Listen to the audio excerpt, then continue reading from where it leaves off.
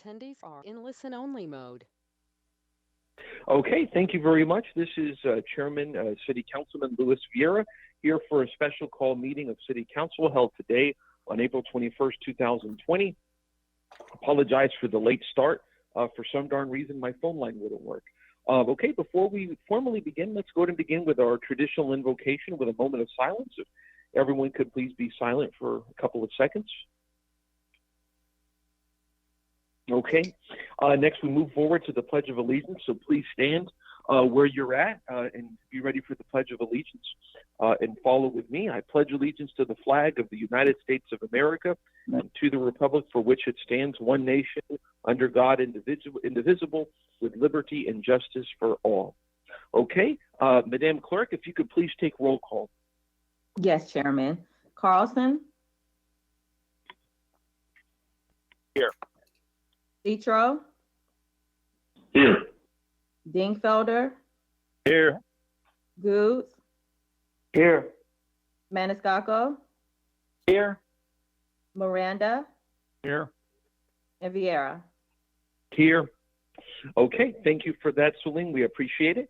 Okay, the purpose of this special call meeting of council is to discuss and resolve how to resume regularly scheduled city council business as soon as is reasonably practical with safety regulations, et cetera. I called this meeting because initially when we first began to push meetings off because of this COVID-19 crisis, we didn't exactly know how long this was going to go for. We still don't know how long this is going to go for, but it may very well go for a little bit longer than originally was anticipated.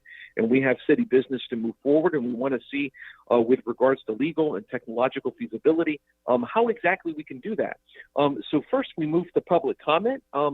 Suling, was there any public comment received, and are any messages able to be played or submitted into the record otherwise? Chair, at this time, there were no voicemail messages to be played and no public comment appearances on the first floor, and all emails has been transmitted to all council members. Okay, thank you very much for that.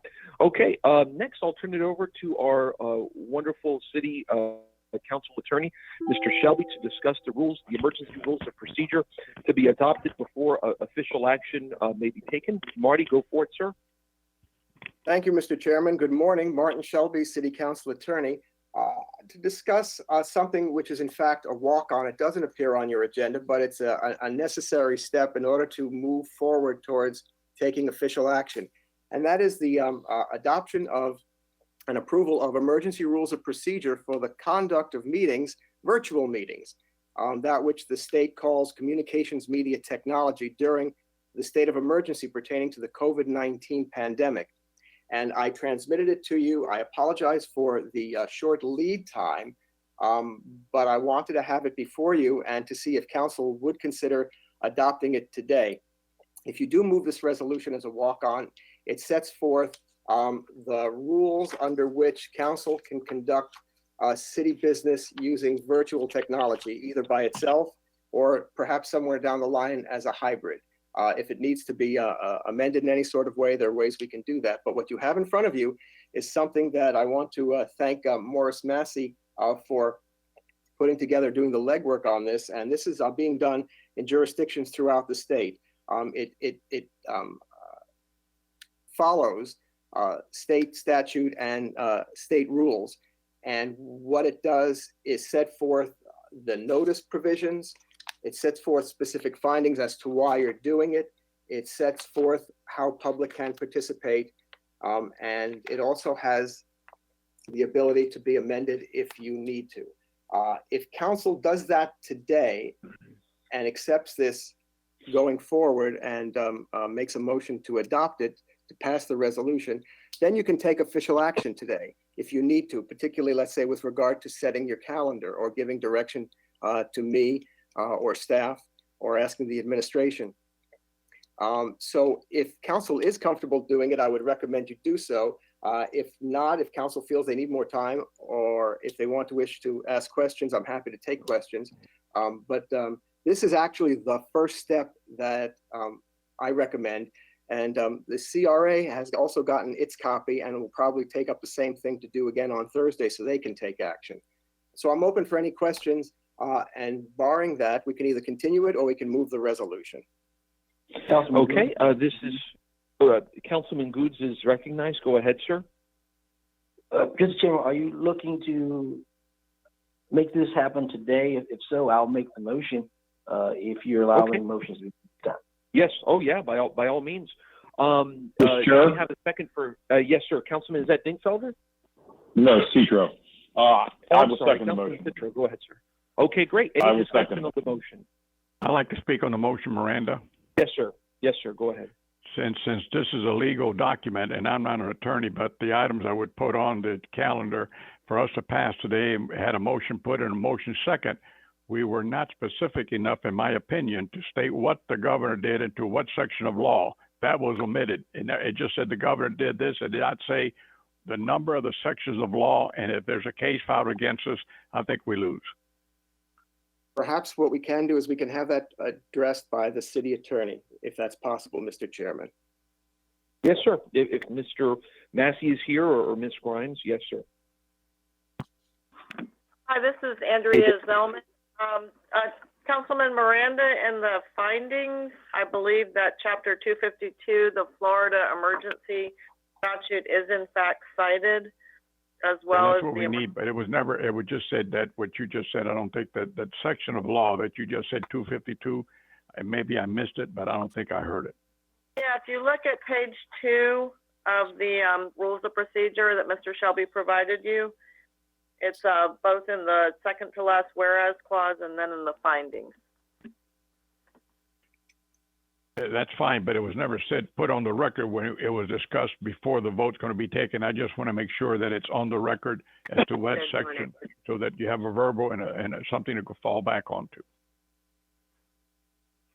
Thank you, sir. Okay. Councilman Miranda, are your concerns met, sir? Or satisfied?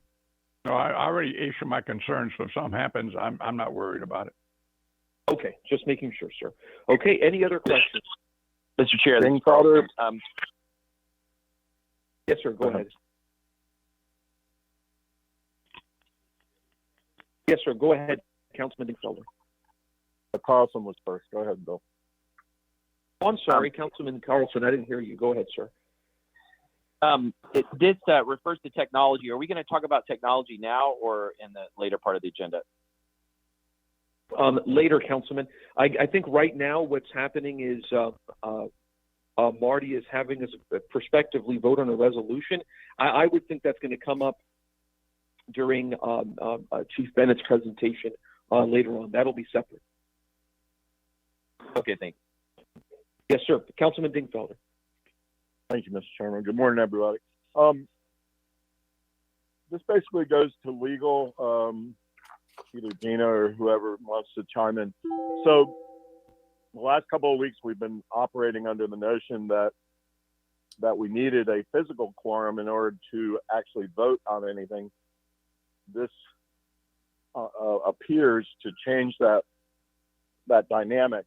And I'm just wondering, do we have an opinion that helps us, gives us guidance to change our procedure in that regard? Because previously there was a lot of concern that any actions we took without a physical quorum might be invalid because of the state statute. Anybody help on that? This is Gina Grimes. One of the initial virtual meetings that we had, we talked about this to some extent, and I mentioned that the governor had issued an executive order saying that he was waiving the statutory requirement for a physical quorum. And so several meetings have been conducted without a physical quorum, although you're right that no official action has yet been taken. Now we're talking about having virtual meetings where official action may in fact be taken. And maybe adding to the confusion is the meeting that we had last week that in fact a physical quorum existed. The reason that was done last week was at the request of the University of Tampa that was requesting council's approval of the resolution and the ordinance approving a conduit bond. because of the issue at hand in that particular case, we accommodated their request to have the physical quorum and not rely upon the governor's executive order. The same was true for the CDBG hearings because it involved federal money, and we didn't want there to be an issue with the fact of whether or not the governor's executive order was correct, waiving the statutory requirement for a physical quorum. We went ahead and had it for those two particular issues. But going forward, as far as council setting meetings and taking action, I think we can rely on the governor's order. We're talking about mostly legislative and administrative matters, really just those two.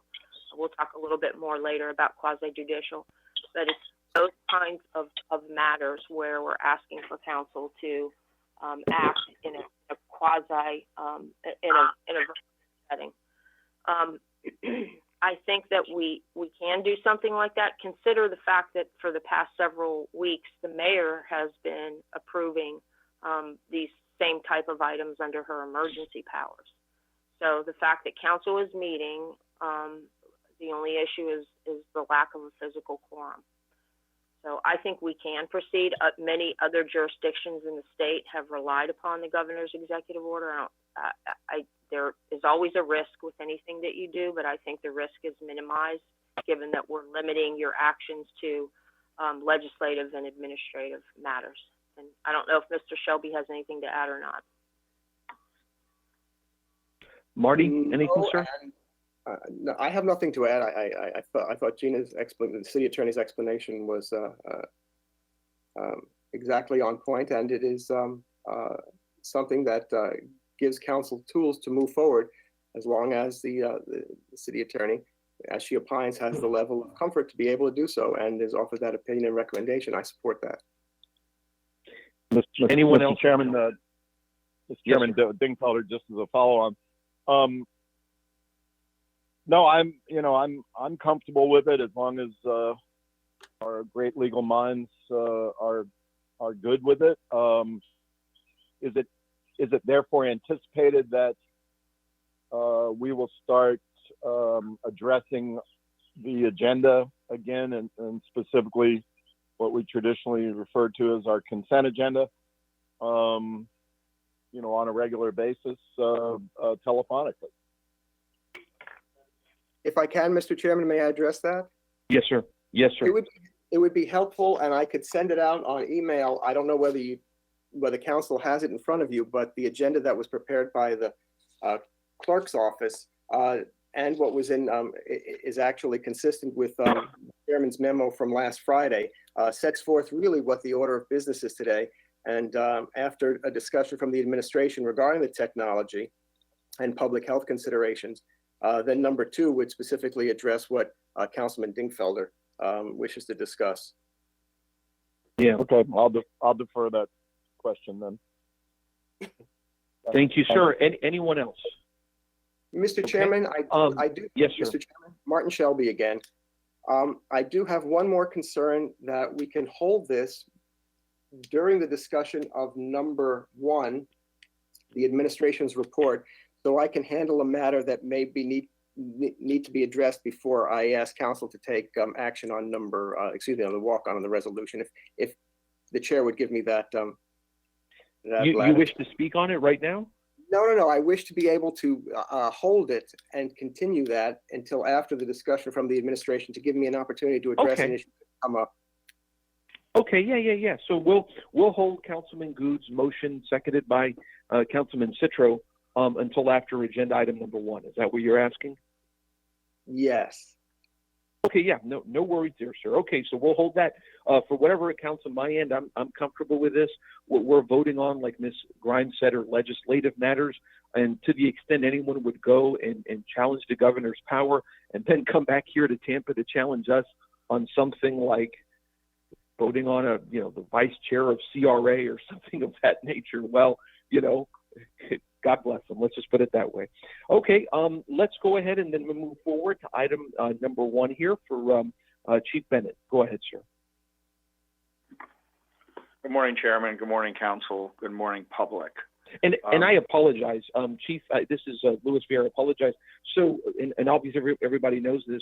No questions or comments during the time that this is being presented. Afterwards, we'll go through a line again for comments and questions. We'll start with Councilman Carlson and then go through the line there and give everybody sufficient time to ask questions and whatnot. So, and Chief, what items are you taking up right now in your presentation, just so that we know? John Bennett, Chief of Staff, City of Tampa. I'm going to be taking up item number 1 for the moment, and we compartmentalized that into 3 discussions. Okay, go ahead, sir. Thank you. But again, John Bennett, Chief of Staff, City of Tampa. Good morning, Chairman, Council, and the public. Relevant to item number 1, discussing options available from the administration to implement necessary technology and actions consistent with existing anticipated public health requirements for City Council to return to regularly scheduled business. So we're going to, as I mentioned a second ago, we want to break the discussion up into 3 small compartments. First, Ms. Grimes and myself are going to kind of just give a state of local emergency reminder of what we're doing as a citywide effort, as well as in conjunction with our county, very briefly. And then we will move into the technological options with Russell Halpert and Ashley Bauman to make sure we achieve that consistent level of service to the community. And then lastly, we'll come back to our legal and our clerk's office to discuss all the parameters that are involved to make sure, again, we're keeping that level of service consistent with the public in a virtual environment. So to kick it off, I just want to remind everybody that we are in a state of local emergency at the city level as well as the county level. It was just renewed again yesterday for 7 days. So our operational tempo of continuity of government and handling the COVID-19 emergency still exists, and it increases that level actually daily. By example of opening up the relief fund ahead of the weekend, we are managing thousands of intakes related to individual assistance and leading into business assistance. So staff is working exhaustively, to be candid, all hours of the day, night, and the weekends, trying to handle both the emergency and the daily continuity of government. We're up for that. That's what we're designed for under the mayor's leadership. So there is no concern in keeping that pace. And we have no concern on making sure that council's business is handled to the level of service that we agree on today.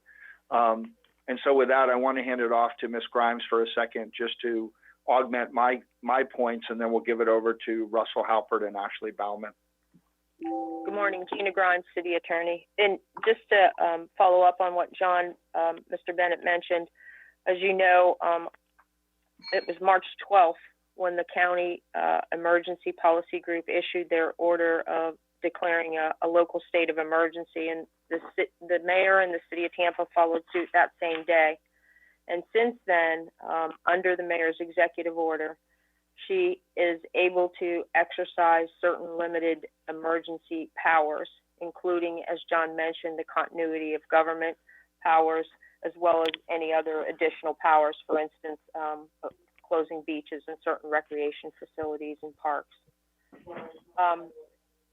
We have been, under that framework, continuing, as far as continuity of government, we've been continuing to process the council agendas as if you were meeting. As you received from Mr. Shelby a list of the agendas that have completed since the emergency declaration. And Ms. Grimes, I apologize. This is Councilman Vieira. Somebody doesn't have their phone on mute. Please, everybody, make sure that your phone's on mute if you can. Go ahead, ma'am. I apologize. That's fine. I was just mentioning that we have been conducting, basically performing the function of council during this period of state of local emergency in submission of the agenda items for city council, including things like staff reports and ordinances, agreements, and so forth. They've been structured and formatted as if council were meeting. Only the mayor, as you know, goes through each week and evaluates which ones have to be approved and which ones can be deferred. So we, again, under the continuity of government powers, we have been continued to perform the functions that City Council would otherwise perform. And of course, as we all know, the purpose of today's meeting is to decide if you want to resume that responsibility and those duties, or if you want us to continue to perform it. It would be extremely helpful to get a final decision on this today. So, because it in my view, over the past couple calls, we have kind of gone back and forth about what you all collectively would like to do. So again, the purpose of today's meeting is to hopefully get a final decision on that. If you want us to, proceed and handle this for the remainder of the state of the emergency, that's fine. If you don't, and you want to resume some of your activities, some of your duties, then that's fine as well. We're capable of handling it either way.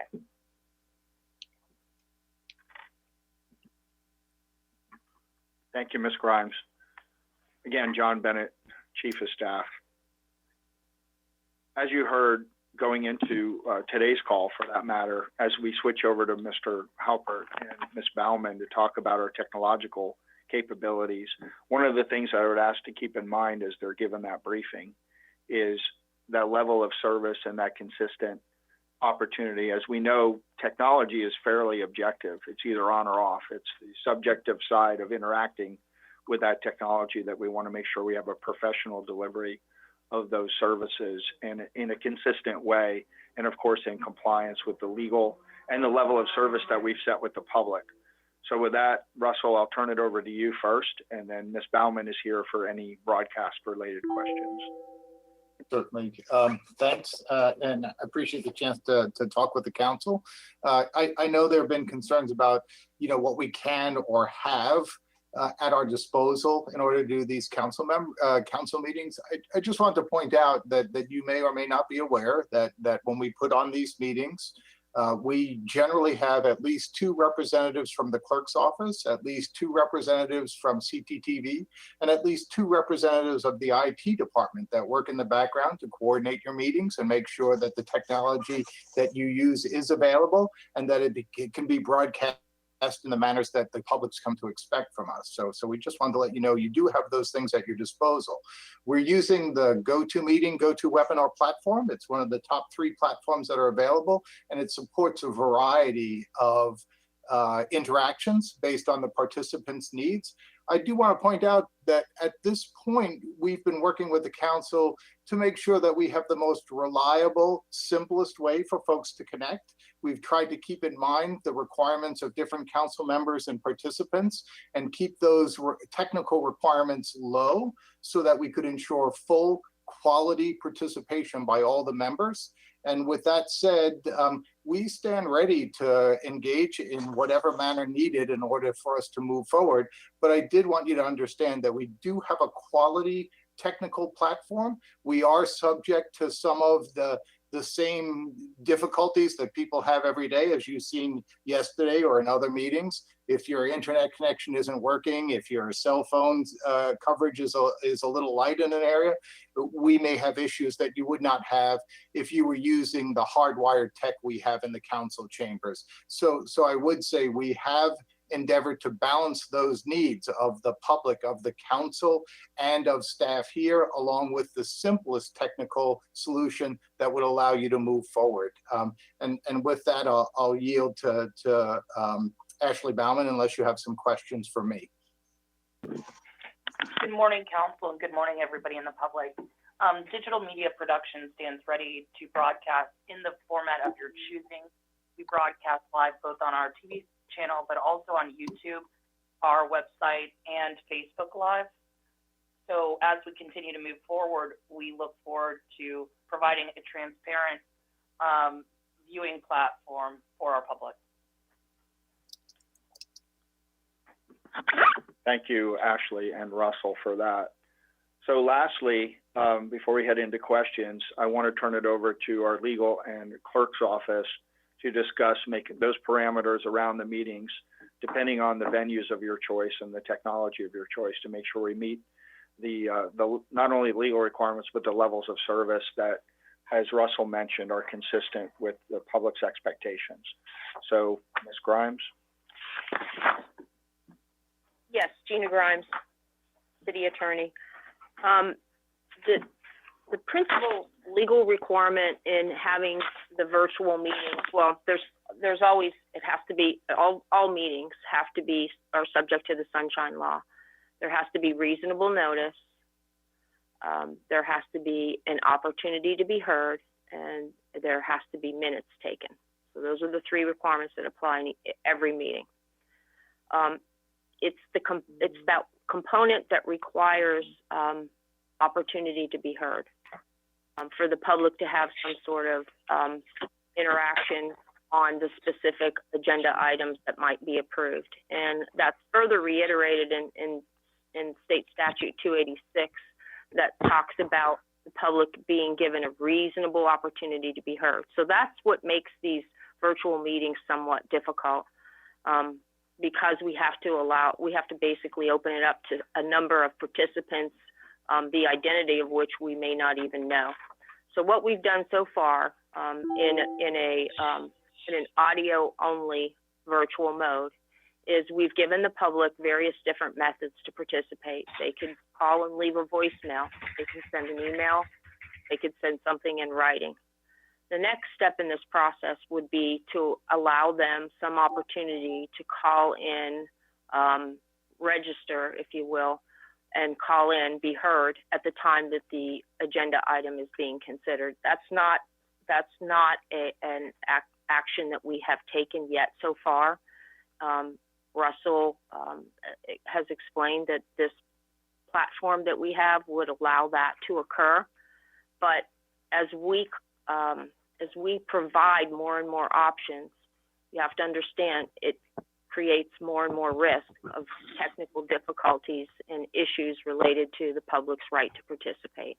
So it's basically a risk analysis with all this. The more complex that we make the virtual meetings, the higher the risk that there will be difficulties and that could undermine the validity, legality of the meetings.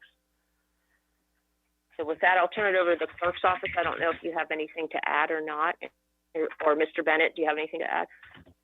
I think the clerk has an opportunity to speak. Shirley. Good morning, Shirley Fox, City Clerk. Gina explained it very well. We have set up downstairs in the Sister Cities room an opportunity for the public to come in and provide those comments. So that has been done. They can, individuals can call in and register to provide comments. Hello, that has been done also. So we've done everything, and Gina has explained it very well. Thank you. Thank you, Shirley, for that. Again, John Bennett, Chief of Staff, City of Tampa. Chairman, I can turn it back to you and City Council for questions, as well as Marty.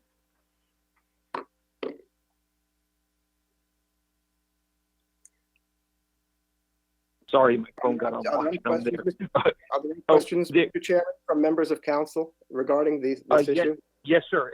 And I was going to do that. Sorry, my phone went on silent over there and it got on lockdown mode. Yeah, and I'll take council members. Let's do about 5 minutes. And if you need to go over a little bit, that's fine. We'll go down the line, starting with Councilman Carlson. Just one thing I wanted to say, just give my thoughts just really, really fast before. I wanted to, I'd love for us, and we've been talking about this for a while, I'd love for us to be able to meet for quasi-judicial and appeal hearings at the convention center. I know before that this was up in the air because of the prospect of the convention center being used for overflow from the hospital. Thank goodness that's not apparently happening. Things may change, but I would love to see that as something that's done. Just very, very briefly, but Councilman Carlson, go ahead, sir. Yeah, can everybody hear me okay? I want to thank everybody for the participation help in putting these meetings back together. Just a couple quick points. One is I think we ought to get back to a normal schedule. I think if we schedule meetings, we ought to schedule them at 9 o'clock on Thursday mornings, because that's when the public expects it. and then we ought to make sure that we leave plenty of time. I know some of the staff, like Chief Bennett and others, have to get out to go to other meetings, but for ourselves and for setting discussions, we may want to allow more time. And I think somebody said it on the call last week, if we think it's going to take an hour, book a couple hours so that we have plenty of time. Next, you all talked about public participation. And public participation, of course, is the most important thing. It's the reason why we do all this. We want the public to hear information. We want them to be able to ask questions. We want them to be able to give us their input. And so all the methods that you all are providing are excellent. And the more we can give the public a chance to respond or give comments in a way live would be excellent. And we need to make sure that we advertise those and promote those in advance. Next week, we have the Bayshore and Feeding in Tampa workshop, and so hopefully after today's meeting we can get the word on that out quickly so that we'll get lots of public information on that. Finally, I just wanted to say that the technology has been challenging, and I assume that if we can show PowerPoints on our video stream, that we are using a computer, and then we could run any system on that. And maybe you all have technical challenges, but that I don't know about. But right now we're using, I think, a GoToMeeting. There's Zoom, there's Microsoft Teams, there's WebEx. There are all these different platforms, and I wonder the extent to which we've looked at any of those. And as you look at what other cities and governments are doing, like St. Pete City Council is on Zoom. I'm not promoting any particular technology platform, and I like meeting with a T-shirt on the phone. But I think considering that the EPG and other government agencies are on video, that we probably should at least do the same and try to find a platform that allows for public input, but also allows us to interface with each other and present ourselves to the public. That's all I have. Thank you. Thank you, Councilman. And for the record, I'm wearing a suit. No, I'm joking. Next, Councilman Citro. Go ahead, sir. Yes, Councilman Chair, that was kind of funny, but for the record, I am wearing a suit. I have spoken with legal staff and other members of the administration, and I'm hoping to get back to meetings very, very soon. I want to compliment them on everything they have done so far. My comment, Mr. Chair and board members, council members, is that this is a learning lesson, and I feel it's necessity that no matter what the next crisis is, hopefully in September, October, it's not going to be the COVID crisis, but probably it might be a hurricane, that we need to be ready and set to go for our council meetings. Somewhere that's going to be high and dry, somewhere that's going to have the capability for both audio and video, and have the ability to broadcast our meetings and open to the public. Two places that particularly come to mind is Raymond James Stadium or USF area. Both have those capabilities, not only for audio, for video and broadcasting. So, Mr. Chair, and everybody that is listening to this, I hope that we can take and learn from this crisis so that the next time something like this occurs, a state of emergency, we can be ready and set to have our meetings at somewhere that's complementary to our needs. Mr. Chair, thank you very much, and that's it for me now. Thank you, sir. We appreciate that. Councilman Dingfelder, go ahead, sir. Thank you, Mr. Chairman. Mr. Chairman, I agree with you. I think, and I know we're going to get into the quasi-judicial discussion, I guess, in a little bit, but I think that we should be planning quasi-judicial meetings in the convention center if it's available in June, and I think really hit the ground running. Hopefully in June, with and anticipating some level of social distancing, but get back to doing those. Somebody's mute is not on. I've been asking for a couple of weeks for a list of, I know we've been keeping track of the agenda items that the mayor has been approving under her special powers. But I've also been asking for a list of non-agenda items. For example, I know the mayor's done a great job with the homeless city, but it obviously costs money, and it came out of certain, that money came from a certain direction. That's just an example. Similarly, mayor's done a great job to make sure that our police and fire and other folks have personal protective equipment. But again, that costs money, and it came out of a certain pocket. So anyway, I've been asking for a list of those items, those additional expenditures, and I'd just like an update from our financial folks, Mr. Ruggiero or Mr. Massey, on when we can expect to see that list. And before they answer, I want to make sure Councilman Dingfelder said something. I want to repeat. If somebody has their phone and it's not on mute, we're hearing something. So please, everybody, check that if you would. Check before you wreck. Okay. Mr. Ruggiero, if you're there? Chairman, this is John Bennett, Yes, sir. Chief of Staff. If I can respond to Councilman Dingfelder's request. Well, first, I want to make sure that Council received the memo dated April 17th, last Friday, that was an aggregation of everything that was done under the emergency powers, in addition to those actions that traditionally would go through Council outside of an emergency.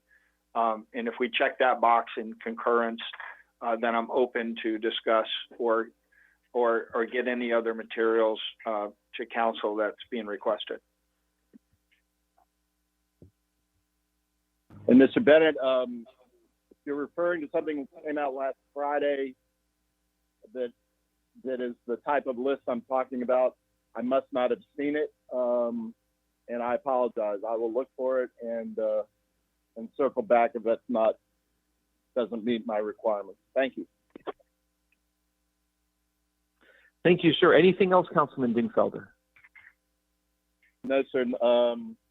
Except that I concur with you on I think the convention center is a great venue for us. We've used it in the past as council chambers. I think it gives plenty of opportunity for us to spread out and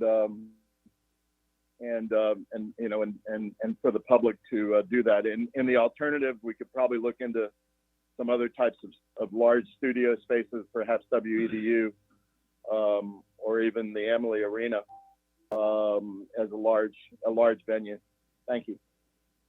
Thank you very much, sir. Councilman Goods, go ahead, sir. Good, Mr. Chairman. Thank you for your leadership again. Just want to say, I know the administration is working hard with all the programs that are going on and things that they're doing. So I just want to say thank you for the work you're doing. And also to the council members who I know are working very hard behind the scenes. And, last week I talked about what the community was saying, not personally for me, what the community was saying. So I just want to let the people know, and I've been letting the people know the council is working.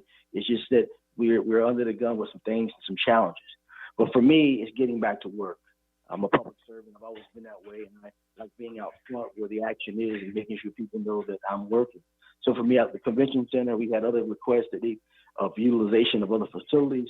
I'm just looking for the administration to find a point to say we have a place that we can go and we can get back to work and work for the people. I know technology is going to change a challenge as well. My thing is if there's challenges, let's figure out what those challenges are. If we need to get that equipment or whatever, let's get it to make everything work. That's pretty much for me. I just want to get back to work, and so council can get back to the business of the people. Thank you. Thank you for that, Councilman. Next, we go to Councilman Maniscalco. Go ahead, sir. Thank you very much, Mr. Chairman.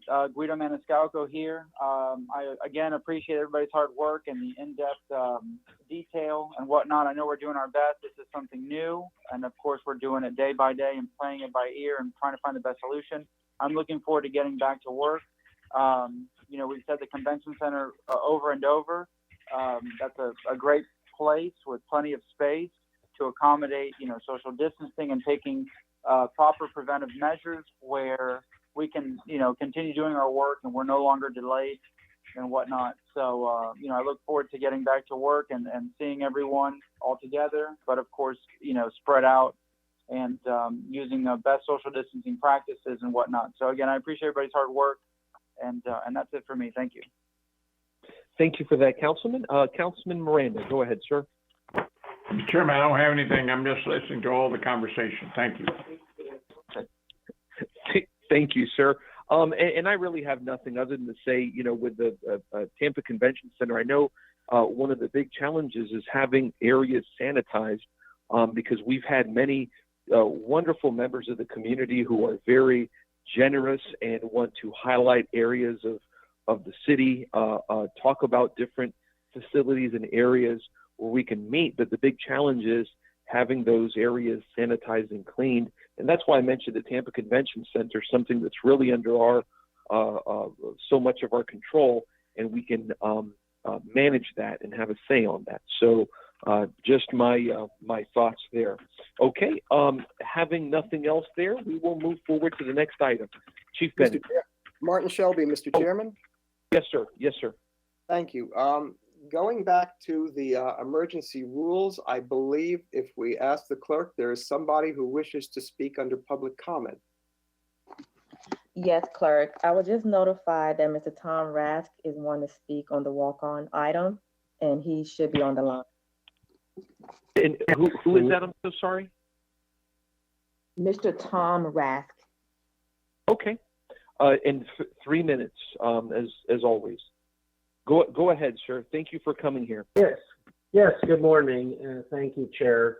I want to start by reminding everyone that the listening about the public's right to be heard on any proposition before this council, and that's before you vote on the proposition. That's a statutory right under Florida Statute 286-0114, subsection 2. The seriousness with which both the city attorney and the city council attorney has taken the issue of this right is why I'm on this call right now. Once this item came up, I contacted Mr. Shelby and said, I want to speak on this, and he made that possible. The public continues to have this right to speak also under the declared state of emergency, and that is not a right that a gubernatorial executive order can quash. And that brings me to exactly the point I wanted to make. Please compare the governor's executive orders 2068 and 2069. EO 68 closes the bars, and you will see that the governor cited specific statutory authority down to the subsection of the subsection for why he could do what he did, and he has the right to do what he did. However, in 2069, the governor said that he has that authority to do what he's doing under Chapter 252. However, that chapter is 26,000 words long, and it is EO 2069 that purportedly gives you the right to vote in these kinds of virtual meetings. I don't see that authority in Chapter 252. There's specific statutes mentioned in 252 that a governor can waive under a declared state of emergency. The requirement that a physical quorum be present is not one of them. And I've been very impressed by the depth of the discussion right now and your plans to go to some kind of physical quorum. And I'm not suggesting you don't continue with today's meeting. I am suggesting that City Attorney Grimes produce her own independent written analysis of whether EO 2069 is lawful, because I really question that. And I want to say further, it is wise you to limit the decisions you make in these virtual meetings that do not have a physical quorum present. I do appreciate the suggestion to Councilmember Carlson and others. I'm sorry I didn't hear their names, that you go to video technology, because otherwise, and this might sound ridiculous, but otherwise there's no way for the public to know whether the person who say they are, they give their name, is that really the person voting? So again, if the city attorney could provide her own written independent analysis on the legality of this, I think you'd be in a much better place. And thank you very much, and I'll stop there. And sir, if I may we please have your name? Tom Rask, R-A-S-K. I live in unincorporated Pinellas County. Okay, sir. Thank you very much. We appreciate your comments and thoughts. Anyone else here for public comment? Marty, Suling, nobody? No, we don't have anyone else. Okay, great. Thank you very much. We appreciate that. Okay, Chief Bennett, go ahead, sir. I'm sorry. Is there more to go? Are you still got back on one, Council? I'm sorry, Marty. Did you have something else, sir? I'm just wondering, with public comment and a motion on the floor, if you want to take up the rules, if Council wants to take it up today, or make any other motion that's in order, other than the motion that's on the floor. But I believe you do have one, Madam Clerk. You have a motion on the floor. Yes, and that's correct. I'm Councilman Goods. Are you still good with making that motion, sir? Still good making the motion, sir. Yes, sir. And Councilman Citro, are you still good with seconding that, sir? I am still good with seconding that, Mr. Chair. Great. Any discussion at all? I don't think so, but any discussion? Okay. We have a motion by Councilman Good, seconded by Councilman Citro. All in favor? Aye. A roll call, Mr. Chair? Yeah, let's do a roll call. Yep. I think that's smart. By the way, the rules you've just adopted do call for a roll call. Well, there you go. Roll call, please. Roll call vote. Carlson? Yeah, aye. Citro? This is Councilman Citro. Aye. Dingfelder? Dingfelder, yes. Goods? Yes. Maniscalco? Yes. Miranda? Yes. Vieira? Yes. Motion carried unanimously with Goose making a motion and Citro seconding it. Council, that is your first official action that if you've taken virtually. Congratulations. Thank you for that, and thank you for your work on that, and Mr. Massey for your work on that. We appreciate that very much. Okay, Chief Bennett, go ahead, sir. Thank you, Chairman John Bennett. Just as we wrap up agenda item 1, I just want to frame up that, some of the comments made by councilmen about our technological options, which is really the spirit of number 1, and the meeting sequence, which really comes down to council's preferences in compatibility with those technological options. The convention center has stood ready and available for physical meeting, but we have to balance the risk factors of coming there, sterilization, climate control, costs, et cetera. So it is an option. And of course, we have to look to the broadcast capabilities there to use that venue. Secondly, keeping the reliability of the technological platforms used through the chamber, whether it's video, audio only. We do have the ability for content. That's not been an issue. We could bring up external content, internal content. We've used the slides of the councilman for consistency as well as staff to make sure that we had a consistent professional view to the public. Once again, anytime you add an application, a computer interface, in addition to the audio, and you're juggling 3 mute buttons, the video aspect, the background of the video, although those things create an additional risk factor, we're able to entertain all of those. It's just a matter of council's preference on how you want to go forward. And with that, I can move to item number 2, which, to read it, the methodology the clerk, legal, and council attorney will use to determine how and when deferred agenda items are brought forth to the city council, including a sub-list of consent agenda items, legislative ordinances, quasi-judicial matters, including rezonings and review hearings, staff reports, workshop items, ceremonial items, and presentations. And with that, I will start out with the clerk. Shirley? Thank you. Shirley Fox Snow, City Clerk. Most of the consent items from the council meetings of March 19th, April 2nd, and April 16th were approved by the mayor through Executive Order 2020-01. A listing of the deferred items not approved were given to each of you, council members. The informational documents were entitled Amended Regular Action Summary and include agenda items that have been deferred. Staff reports were not addressed. There are agenda items to be rescheduled from the night meetings of March 26th and April 9th.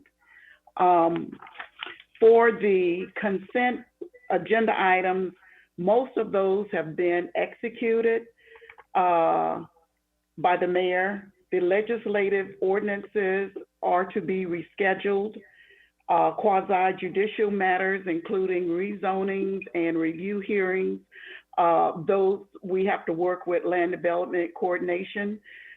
Staff reports, as I mentioned before, were not addressed. Workshop items are to be reset to a future meeting. And of course, ceremonial items and presentations have to be rescheduled. That's it for right now. Mr. Chairman? Martin Sir. Shelby here. Sir. Mr. Chairman? Go Yes. ahead, sir. Thank you, sir. Does Chief of Staff Bennett have any additional items, or is this the point where council can get into the discussion amongst themselves about how to approach these? John Bennett, Chief of Staff. I'm going to give it over to Gina Grimes, City Attorney, for a moment. Mr. Shelby and council members, I believe that of the list of items that you want us to address, Mr. Shelby was going to address the consent agenda items, legislative ordinances, staff reports, workshop items, and ceremonial items and presentations, and I'll let him lead that discussion. I wanted to, again, address the quasi-judicial matters involving rezonings and review hearings, and if and when those should be resumed. And but I will defer to Marty and let him go first. Thank you, Ms. Grimes. With regard to the consent agenda items, it appears that those items that are backlogged are listed in the clerk's documents and are able to be placed on the agenda. You have had the opportunity to review these in the past, and the way the Chief of Staff and the administration have structured this, they have kept these items coming in through SIRE, and you've had those opportunities because the mayor gave City Council the opportunity before she took action to be able to review and have their questions answered. So in that regard, City Council has had the opportunity to review the backlogged items up until this point. So if Council wants to have those move forward on a future agenda, depending on how many they want on the items. I mean, I have not counted how many there are, but it could be split over a couple of agendas if that's Council's desire. That is an option certainly to do it. With regard to moving forward, if Council does take the suggestion to return to regularly calendared, regularly scheduled 9 a.m. meetings on Thursdays, those days that have the consent items are already set up to go through SIRE. So those are pretty much available to be picked up where you left off. The only caveat, Council, and that is something we may have to discuss with the Chief of Staff and the administration, is the need to be sensitive to staff resources on the hearing days, on the council days, so that the staff is not taking up their time waiting on the phone to be able to address something that's been pulled for discussion. So council may need to discuss how they're going to handle those particular items, because that may not be well suited to a virtual meeting. So I'm going to stop there and see if there's any questions or comments with regard to the consent agenda items. Okay, so no other presentations on item 2? No, item 2A. We're on 2A. Yeah, 2A, excuse me, 2A. Okay, being any questions from council members, we'll go down the line. Let's go backwards. I have none myself. Councilman Miranda, anything, sir? Sir. Nothing? Thank you, sir. No. Councilman Maniscalco? No, sir. No? Thank you, sir. Councilman Goods, anything, sir? No, sir. Councilman Dingfelder, anything, sir? Just a comment. I don't really see the point in revisiting the last, whatever it is, 2 or 3 agendas for the items that the mayor's already approved from the consent. That action's already been taken. Those contracts have typically already been signed and moving forward. I just think it's probably sort of a waste of time and effort for council to, revisit those. That's just my opinion. In regard to moving forward, I think that I don't see any great need for us to be visual to each other as long as there's security in place that only the 7 of us, have access to be able to, verbalize our vote, and there can't be some stranger jumping into our meeting. So we have to be careful on that, obviously, as the gentleman pointed out. But other than that, if that security is in place and Russell and Chief Bennett are comfortable with that, and Ms. Grimes, then I don't really see any reason for us to go visual, because I think going visual does complicate matters in regard to the technology. Obviously, we just proved we're able to hold a meeting, and we've had several meetings, and now we've proved we're able to vote without being visual. So as much as I'd like to see you guys, I don't think it's necessary. And that's all. Mr. Chairman. Thank you, Councilman. Mr. Chairman, Gina Yes, Grimes. ma'am. I just wanted to say that I agree with Mr. Dingfelder's position as far as going back and reevaluating items that have already been approved by the mayor under her emergency powers. In fact, I think the only thing council needs to look at on their consent agenda are the deferred items, the items on which she did not take action. And I think furthermore, it might even be confusing to go back and reevaluate those items she's already approved, especially to the extent any are agreements that have already been executed and entered into, and a second party is, acted upon those agreements. It doesn't really serve any purpose to go back and reevaluate that under those circumstances. So I agree with Mr. Dingfelder. Mr. Chairman, Martin Shelby, please. Yes, sir. Mr. Chairman, I was referring specifically, and thank you if there was any confusion, I was specifically referring to the deferred backlogged items that Ms. Fox Knowles made reference to, that was prepared by Deputy Clerk Marshall. Okay, thank you. Okay, Councilman Citro, go ahead, sir. Anything? Mr. Chair, thank you. Nothing right now. Thank you. Thank you. Councilman Carlson, anything, sir? Nope, nothing for me. Thank you. Thank you. Okay, go ahead. We'll move on to B. B are legislative ordinances.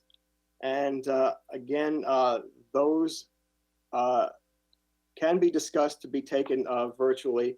The public speaker did have a question on it, but one of those options that council can take up is relative to having virtual meetings for the discussion and passage of legislative ordinances. And again, what they do is, just so you know, they take 2 readings. Generally, the first reading is not a public hearing, and then it is scheduled and noticed to come back as a public hearing, at which time you take public comment before reading them again by title and adopting them. So does council or does Ms. Grimes have to or wish to address anything with regard to legislative ordinances? Anything, Ms. Grimes? Grimes, no, I'm satisfied with the position stated by Mr. Shelby. Thank you. Okay. And the question then is, if council wishes to have myself and the legal department and staff inquire as to getting those back up and running at council's discretion. I would think so. Let's go down the line, starting with Councilman Carlson. Any questions or comments on 2B? Thank you. Thank you, sir. Councilman Citro, anything, sir? Thank you, Mr. Chair. No, thank you. No questions. Yes, sir. Councilman Dingfelder. No, sir. Thank you, sir. Councilman Goods. No, sir. Thank you, sir. Councilman Maniscalco. No, sir. And Councilman Miranda. None, sir. Thank you, sir. Okay, we move forward. Thank you. Council, the next 3 items we can talk separately, or we could bring them all together because I think they're all similarly situated. That's D, staff reports, E, workshop items, and F, ceremonial items and presentations. Now, I think we can acknowledge that under the present public health guidelines and the executive orders that are in effect, the reality is that we cannot, as of today, set the date where people will be able to hold the handrails and walk up to the third floor of Old City Hall or press the elevator button and take the elevator to the third floor to congregate to go to a public meeting.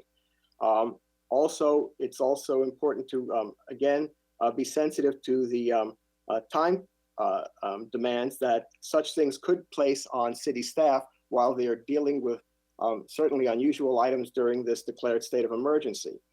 So, council, my recommendation is to look at it two ways.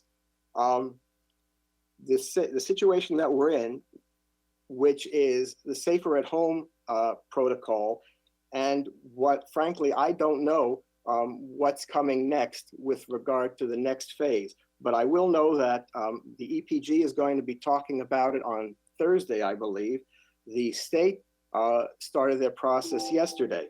So this may be a premature discussion to talk about restarting staff reports, workshop items, and ceremonial items and presentations.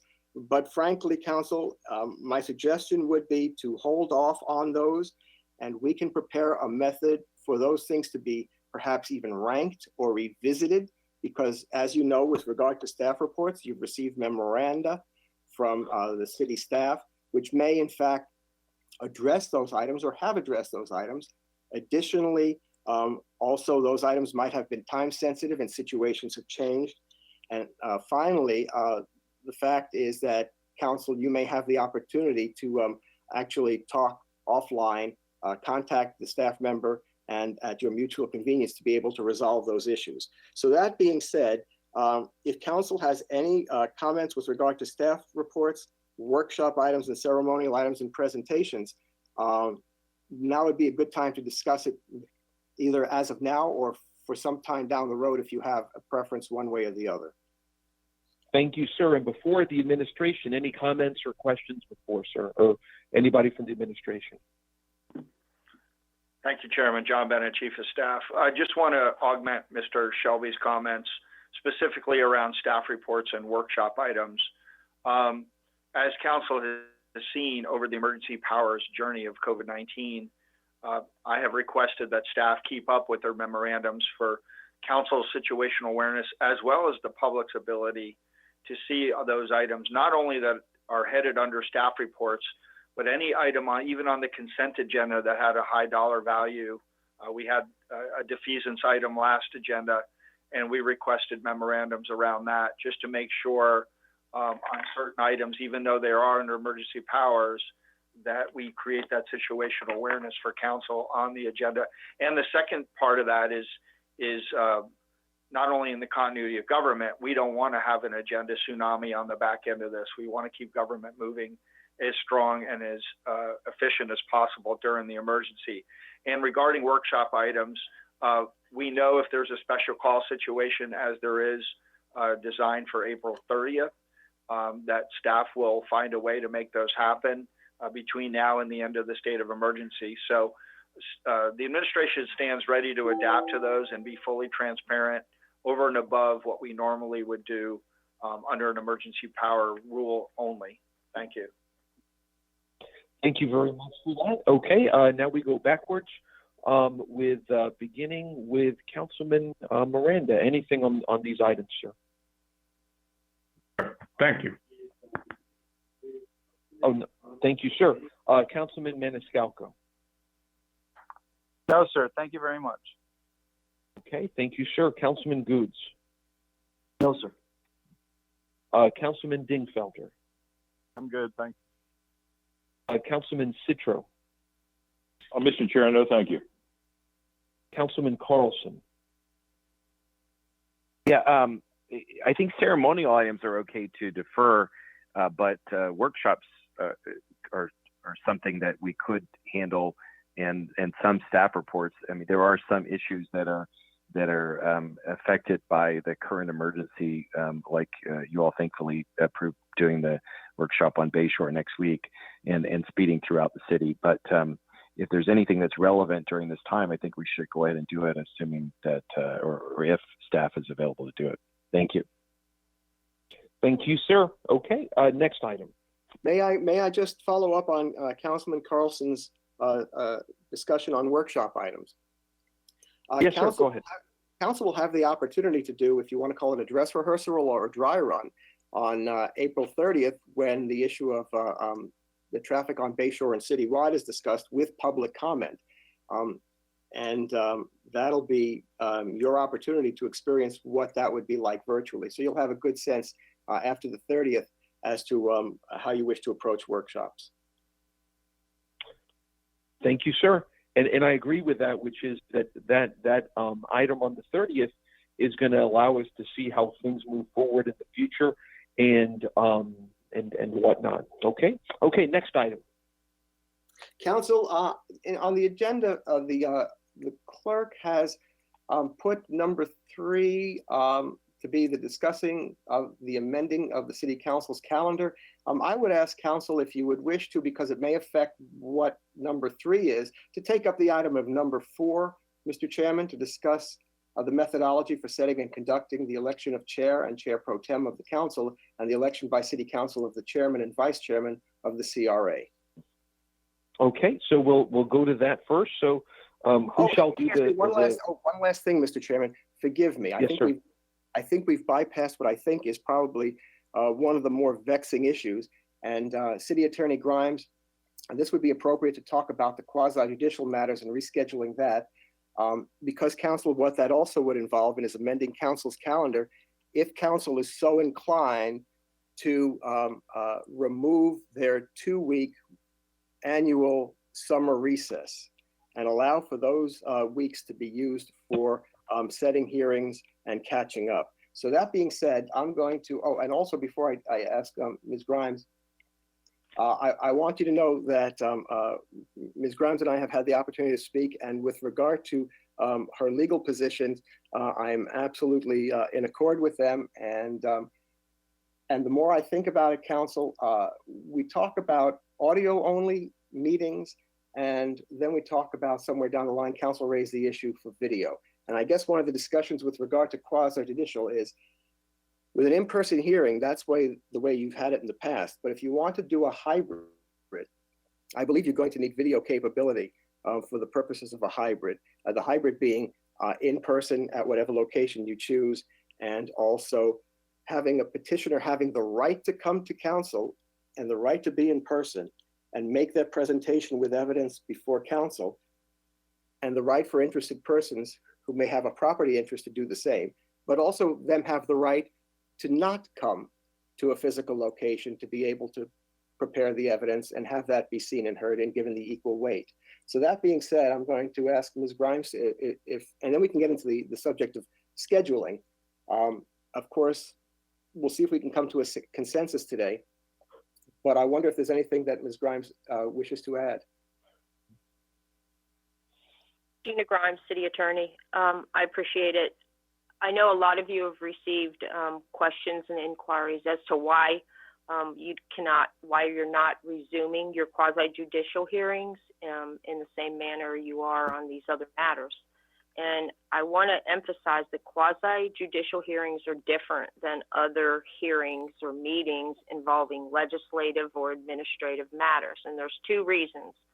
First is the legal scrutiny that's given to quasi-judicial decisions. And the second is the procedural complexities associated with quasi-judicial hearings. As we've talked about before, the courts are going to examine whether procedural due process was afforded to all participants at a hearing. And participants include not only the petitioner, but also other interested parties, neighborhood leaders or residents that are also entitled to participate. And the reason that the quasi-judicial hearings concern me as far as being conducted on a virtual basis is because of the financial risk associated with quasi-judicial appeals and errors being found if one occurs. So the question is whether or not procedural due process can be afforded through virtual meetings on quasi-judicial matters. There are, as you know, a lot of procedural measures in quasi-judicial processes. First of all, there's the administration of the oath. And as Mr. Shelby has mentioned, in order for the oath to be administered, the clerk has to be able to visually verify that a person in fact took the oath. So we have to then depend upon whether all interested parties, meaning petitioners as well as other interested parties that want to participate, have the necessary hardware and software to participate on a video basis. Another example is the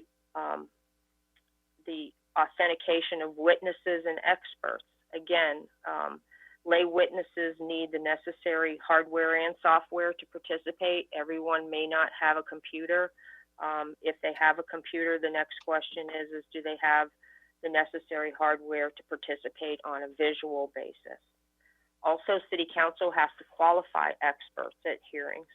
And so that, again, would also require video technology on the part of the participant. Another procedural complexity is cross-examination of witnesses. As you know, parties are entitled to cross-examine any witness that participates in a quasi-judicial hearing. And I don't know if even the software that we have has the capabilities of allowing that kind of interaction between two participants in a hearing, for there to be that exchange to go back and forth, and with each participant being shown on a video screen. I know that we can interact with participants, we meaning the host of the meeting. I don't know if participants can interact with one another. So that's another procedural complexity. And then the last one, which really gives me a lot of concern, is the introduction of evidence that's typical at your quasi-judicial hearings. We oftentimes have people, the petitioners, submitting, books, if you will, of documents. And we a lot of times have other participants that submit documents as well as photos. And so the question is how and if those participants would be able to present that kind of documentary evidence in a virtual fashion. So all of those procedural complexities are the reason that I continue to maintain my position that we should not resume quasi-judicial hearings until such time as you're able to meet with a physical quorum present. And this position is similar to what other jurisdictions have done. For instance, Hillsborough County recently just sent a memo with very similar points to the Board of County Commissioners and to their staff as to why they don't believe at this time quasi-judicial matters can be conducted virtually. Also, the Florida League of Cities has made a similar recommendation. But with all that, I want to give you one practical aspect I think that might put this to rest, and that is the schedule for resuming quasi-judicial hearings. I sent a memo dated April 8th, so a couple weeks ago, to you all, and discussed the issue of quasi-judicial hearings and when they can be resumed. I know there's a lot of uncertainty out there in the public as far as people that are in the queue for rezonings or special uses, and they just want to know what to expect. So I wrote a memo to try to address that concern. And what it did was it set out a proposal with a schedule in it. And if we follow that proposed schedule, the earliest hearing date would be in June. So keep in mind that with quasi-judicial hearings, the surrounding property owner notice that's posted and mailed is 30 days. So if we assume right now that we can resume quasi-judicial hearings in June, then that will allow the month of May for the petitioners to prepare and issue those notices. So again, if you decide today that you want to resume your schedule for quasi-judicial hearings starting in June, we can talk about the proposed schedule and how it's all laid out. But if you decide to go ahead and proceed and reschedule hearings for in June, then between now and then, it'll give the staff time during the month of May to advise the petitioners of their hearing dates and the notice deadlines. It'll allow the petitioners to give the 30 days notice, and it'll also allow the staff and the petitioner the month of May to address housekeeping matters with the applications and the site plans.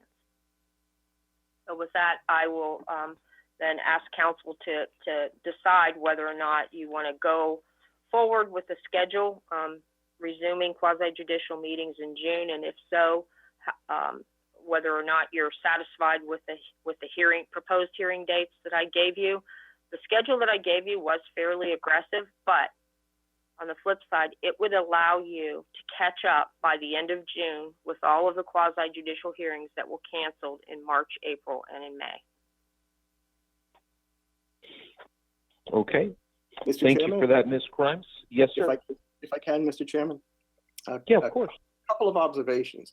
Number one is based on the report that you've heard from the administration, it appears evident that the technology under which you're operating and which exists presently is not prepared to address the issue of quasi-judicial hearings. So the question is, what technology would that take? And what would the timeline be for that to be in place? Is it possible to do that? Because that would govern certainly your schedule.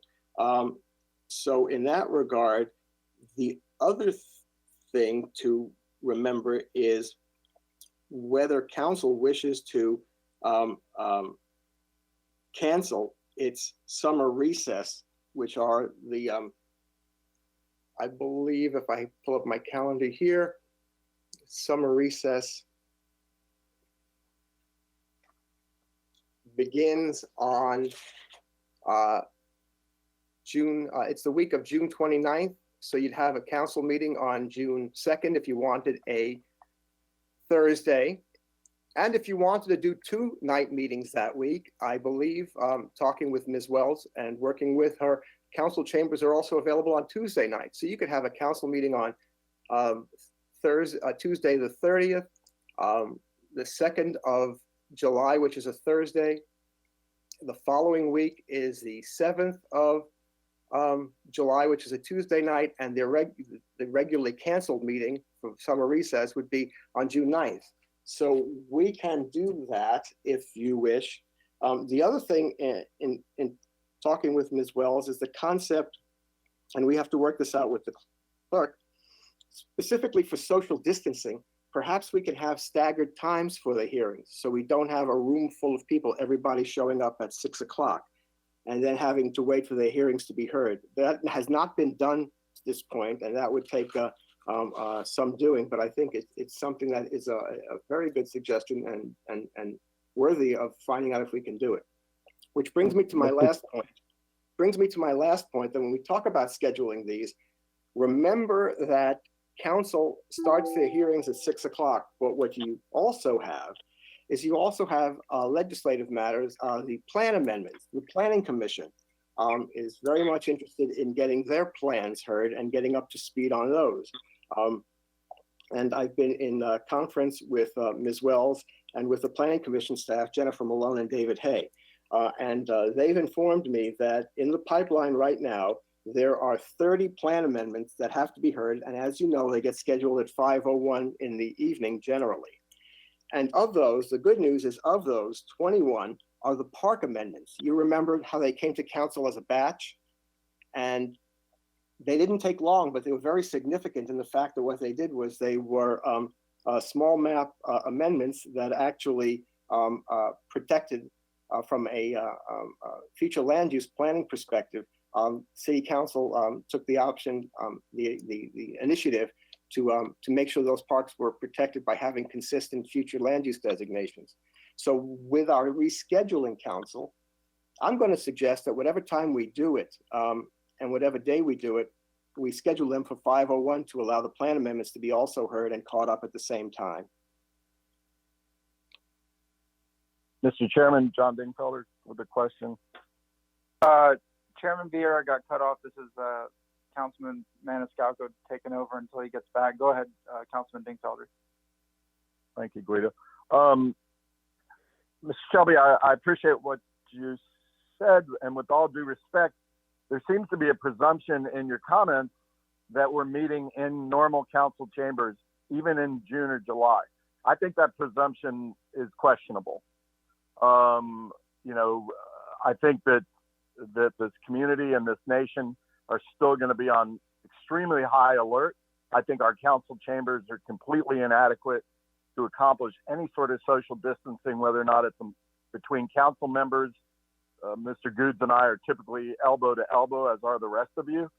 The clerk is very close. The people are, come in 30 at a time. I think that assumption needs to be sort of addressed. I think we need to have a major contingency that all of our meetings, until further notice, are going to be somewhere else. Whether or not that's McFarland Park in a gymnasium or the convention center, if it's available, we need a large space to have our meetings, whether or not they're day meetings or night meetings. And that's my strong opinion based upon, the health of our community, our own health, staff's health, the community's health, anybody who wants to come down there. I just feel very, very strong about it. Now, the other question I have is in regard to July. Obviously, every council member, and including myself, is going to say, fine, we can forego our vacation. We've had, a bit of unintentional time off right now, which none of us wanted. But so all council members will say, yes, it's fine to put off the July thing, our quote, July vacation. My only question is what impact does that have on our staff? Does staff, including the clerk staff and the zoning staff and other staff, do they count on that July vacation? Do they plan their summer vacations around that July vacation? Because I think that's something we need to be sensitive to. Those are my two comments in regard to that. Mr. Chairman? Thank you. Mr. Chairman? Yes, sir. Go ahead. Oh, Chairman Vieira, you're back. Good. I'm back. I got disconnected. I'm having bad luck today. Go ahead, Let sir. me recognize Councilman Goose. Let me recognize. Oh, wait, Councilman or Marty first, yes. And then Councilman Goots. Marty, did you have a comment, sir? Yes, I just wanted to follow up on Councilmember Dingfelder's comments, which frankly I agree with, and I did not mean any presumption. Although one could, one could make that presumption that ideally you'd want to be back in chambers, but as I said earlier, I can't imagine right now a date when such a thing would be possible under public health protocols or what we're hearing might be forthcoming. So I agree with you absolutely. This would require the space to handle social distancing, and it would also require video. So in that regard, that's something that absolutely I understand what you're saying, and that is something that council is going to have to work with the administration today or in the future to be able to address before you can, with any confidence, be able to say you're going to hear quasi-judicial matters. Now, mind you, that you could have a total in-person setup, but you could also have it a hybrid with communications media technology for those who don't want to come down, even during this transition, and those who feel that they must come down or want to come down. So I understand your point, and it's well taken. Yes, and thank you for that, Mr. Shelby. And next, Councilman Goods, I agree with Councilman Dingfelder's sentiments. I've always believed that, like everybody here, that public health and safety should be number one. And when I heard about council chambers being discussed in that time frame, I'm thinking that's very likely not going to happen and shouldn't happen. More importantly than that, and I think everybody agrees with that. Everybody on this call, 110%. Councilman Goods, go ahead, sir. Mr. Chairman, I get kind of confused sometimes with a plan, and we've got 50 different scenarios about a plan. The bottom line is this: we've got to get back to business. That is the bottom line. And the bottom line is we have places that we can have our means with social distancing to do what we need to do. I understand there's certain concerns that people have, and health and safety is number one. But let Ms. Dingfelder say, me and him are elbow to elbow at times on that chambers. And he is right with that point. that we could be anywhere that's large enough to conduct business. And I just want the other councilors to understand that it's back to getting the business. This thing may linger for a while, but we're going to have a plan while this thing is lingering, because time doesn't stop. It continues to move.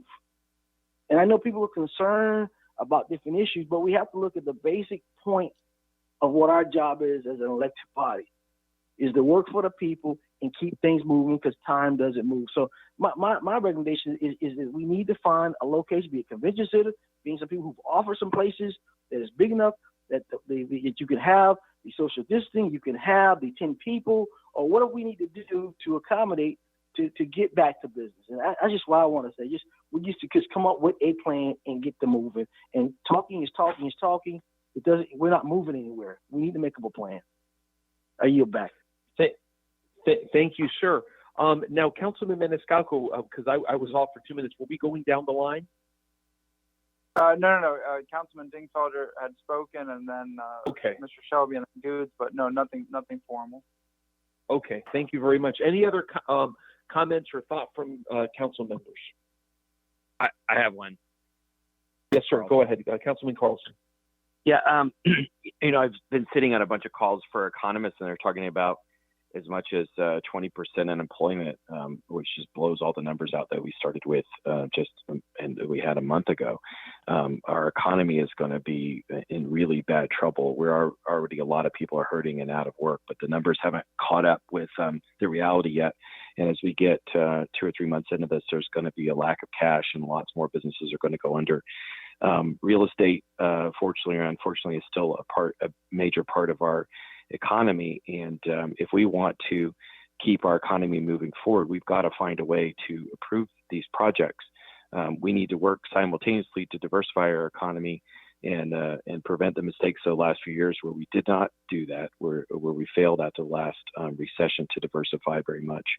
But we've got to get real estate moving and do whatever we can to help get the economy moving. We're not setting, for anybody watching, there are a lot of comments online about setting the stay for home policy. City Council is not doing that.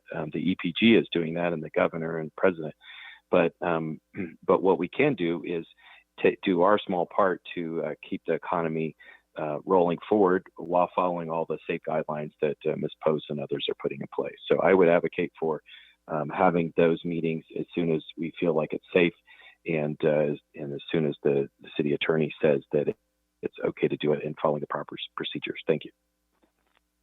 Thank you, Councilman. And yeah, I agree, and that's why I continue to point to, if it can be done, not to beat that drum again, but the Tampa Convention Center, that is a large space under our relative control, that we can control, we can manage it, we can make it as clean as possible for the public, and then we can have procedures in place so that we can stagger meetings at specific times there as soon as that can be done. And I agree with that. Okay, anybody else would like to comment from council? Okay, being none, we move to the next item. Chair? Oh, yes, sir. Is that Councilman Citro? No, Dingfelder. Oh, I'm sorry. Go ahead, sir. I was wondering, well, what is the next item? Sort of lost track. But I wanted to potentially make a motion. As Councilman Goods indicated, talk is cheap. We need to, and even Mr. Bennett is kind of pleading with us for some affirmative direction. So I'd like to do that in the form of a motion if it's the appropriate time. Let's have that at the end of the discussion, if we may. But you'll be the first one up. You'll be able to make it, sir. But once all the discussions have been had, et cetera, then we can make that motion. Once the subject matter is done, I should say. Got it. Mr. Chairman, this is Gina Grimes. Can I just say one more thing about quasi-judicial matters? Yes, ma'am. Of course. And back on April 8th, I know you all are looking for a plan. Back on April 8th, I sent a memo and set out a course that you could follow with the level of specificity that you need at this time, as far as when you can resume these quasi-judicial hearings. The soonest that you can do it is in June. So if you want to plan and you want to follow this schedule and you want to have an extra meeting in June, then we can accommodate that. We can resume the quasi-judicial meetings with a physical quorum present. If necessary, we can host them at the convention center so that we can meet the different social distancing requirements. But if you want to make a decision today and you want to have a plan, you were given that back on April 8th, including the specific hearing dates and the various petitions that would be able to be considered at each of those hearing dates. So if you want to make a motion on this, if you want to vote on that later, that's fine, but you do have a plan in front of you. One question I have, Ms. Grimes, in some of those days, how many quasi-judicial hearings would you be having within a day period? Because I remember looking at that and having some concerns on looking at a very, very high number of hearings in a day. I know how anxious you are to get back to work and to catch up and to give the public the certainty that, that they're looking for as to when their petitions will be heard.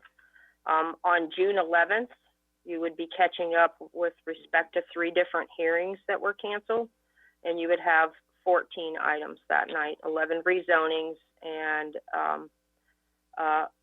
11 rezonings and special uses and 3 alcoholic beverage applications. A week later, 14. Oh, 14. And if I may, 14 items in one evening. In one evening.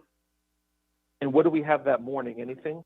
And keep in mind, the reason that we're proposing this aggressive schedule is to give the public and the real estate industry that Mr. Carlson mentioned, to give them that certainty that you're going to get back up and running and you're going to catch up. This is a proposal to catch up in 1 month with all the hearings that have been canceled. If you want to stretch it out into July, as suggested by Mr. Shelby, then you have the prerogative to do that.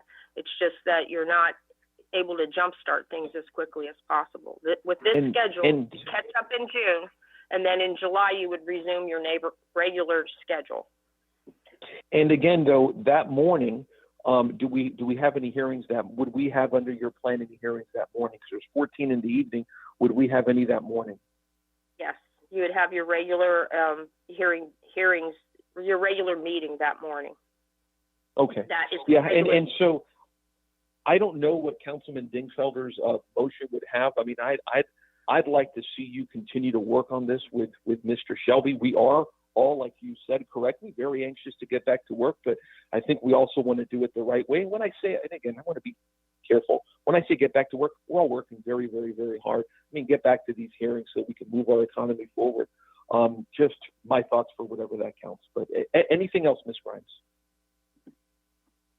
No, there's 2 other hearing dates in the month of June. These and what I'm mentioning are evening hearing dates, June 18th and June 25th. Right now, June 25th is not full, but the application submission deadline has not yet passed. So it's possible we could move some of these hearings that are scheduled at the beginning of the month towards the end of the month, but I really think you need to make the effort to get caught back up in June.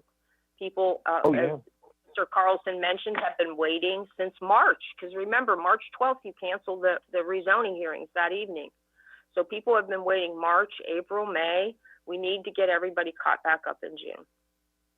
I agree. And as I'm sure you would agree, we canceled that meeting at March 12th because of an overwhelming public safety issue and public health issue, which we're still dealing. Again, we all want to get back to these hearings, but in a feasible way, et cetera. And I believe, correct me if I'm wrong, are you working with Mr. Shelby on that? I think Mr. Ms. Grimes, Shelby, are you? Yeah, I think Mr. Shelby wanted to push back the hearings into July to spread them out more. But we could work on, there's an extra date that I'm asking you to meet or suggesting that you meet in June 25th. Mm-hmm. That's not an existing evening scheduled evening session. So it would be an additional evening session on June 25th. And we can spread some of these hearings that I was proposing to have earlier in the month to that June 25th date to even them out a little bit more. Mr. Chairman, Okay.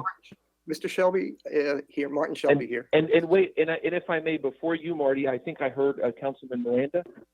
Yes, sir, Mr. Chairman. Thank you very much. And then I don't mean to interrupt anyone, but on those 14 hearings you have for one day, 3 of them were alcohol. And I've seen very little change in the day and night. I don't mind having the alcohol hearings at night. In fact, it's easier because we could add sometimes some of those overlays that have for, zoning hearings at times. But maybe those 3 for that period of time, for a month or 2, we can have the alcohol during the day. And instead of having 14 at night, you have 11 at night, which is certainly manageable. Mm-hmm. If it's legally possible. Thank you, sir. Mr. Shelby, go ahead, sir. Yes, Council. I appreciate Ms. Grimes wanting to, and again, please don't assume that I don't want Council to meet in June. I just give you those dates additionally to be able to catch up. But I will say that Council, it would be my recommendation for us to be able to work it out, the schedule, and include the plan amendments and the Planning Commission involved in that. I believe if you were to direct us to bring back an amended calendar for quasi-judicial matters, I believe we can start up on June 11th. I believe that's the case, and we can take that up at your first meeting in May, on May 7th, and that would give people still sufficient time, especially those people who are already ready to go, to get their notice out and still be ready by June 11th. So that might be something Council may want to consider, and we'd be able to iron out, and especially from a technological standpoint, to ensure that we'll know where and when at some point in time, if the technology should exist, to be able to go forward in June. Mr. truly, Chairman, I'm sorry. And wait, but before, I think that's Joe. Marty, were you finished with your statement, sir? No, that's my suggestion. I was particularly concerned on the June 18th day, which has you hear 8 hearings in the daytime and then come back at 6 p.m. and do 16 hearings. So that was my concern that I expressed to Ms. Grimes about the burden. And frankly, this is under a new technology with a new setting that we have not yet tested. So it might take longer, frankly, and might have additional requirements that we hadn't considered. Mr. Chairman, point of order. Thank you, sir. Yes, and who's that? I'm sorry. Dingfelder, point of yes, order. Sir, go ahead. Yes, sir. Okay. Yeah, I was trying to make a motion before. I think it's an appropriate time to make a motion before we move on, because we seem to be spinning our wheels a little bit, and I'd like to get us off the dime. So and you know what? Your point's well taken, sir. So I'll take your motion. Thank you. With that, I'd like for Council to direct the legal department and staff to, in concept, approve of Ms. Grimes' memo and schedule dated April 8th. However, providing the legal department and staff the flexibility to move items around, so there's no particular meeting that's burdensome on anybody. So it's not a super tight motion, but it's a general direction to request that Ms. Grimes and staff proceed with her April 8th memo, as well as also adding the June 25th date as an additional date, if necessary, to provide flexibility for the calendaring of quasi-judicial matters. And that's my motion right now. And that would be at the Tampa Convention Center or a comparable large location. Okay. Do we have a second? I'll second the motion. Okay. Thank you, Councilman Goots. We have a motion by Councilman Dingfelder, seconded by Councilman Goots. Roll call, please.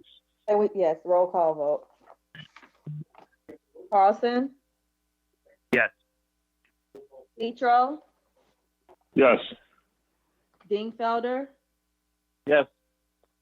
Goots? Yes. Maniscalco? Yes. Miranda, Yes. Sierra. Yes. Motion carried unanimously with Dean Felder making the motion and Gould seconding. Thank you very much. And I again want to emphasize something, and not to speak for Councilman Dingfelder, to speak for my view on this, which is directing staff to work with our attorney, Mr. Shelby, on the number of hearings during that time. Isn't about city council putting in hours or not. It's a matter of feasibility and making sure that we have these quasi-judicial hearings done in the right order, at the right time, et cetera. Having 20-something within one day just obviously raises a red flag, I think, for a lot of different issues there. Okay, we go to the next item.